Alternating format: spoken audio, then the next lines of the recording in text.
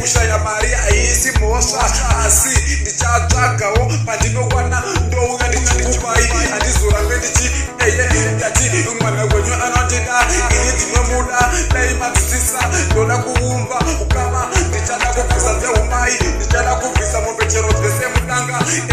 ndati mwana wenyu ndomuda mwana wenyu ndomuda asi dai ini mangodzisisa mwana wenyu ndomuda mwana wenyu anondida asi tokoda kuti imi mubvisise azviri hapana mashene omwe haina chinhu yakaboka bati ndichawana kana mwari wada ndichauya ndichikupai handingazotadze kuuya nemasenzi ndichauya nepandinapo ndichaburitse dzese mudanga ndichiuya ndichikupai mwana wenyu ndomuda saka amai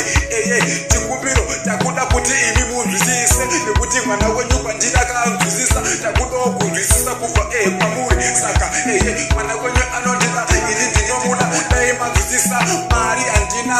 asi rudo ndinaro gozha ndinomupa zvekuti kana tinanokupaurira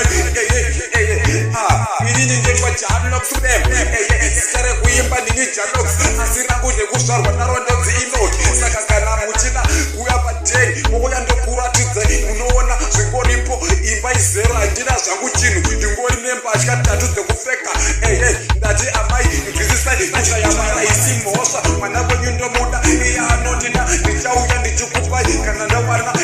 mombe dzose ndingaburitsa mudanga ndichiuya ndichikupai handingazokushairei ishoma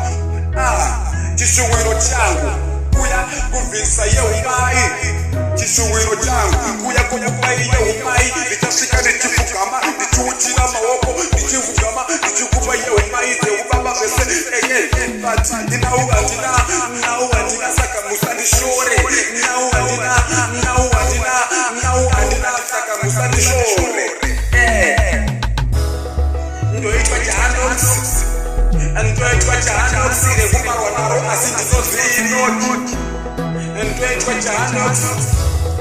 ndoitwa janox rekubarwa naro ndinoziinoti uchida munasvika pa10 mondishanyira pa10 mondiona pa10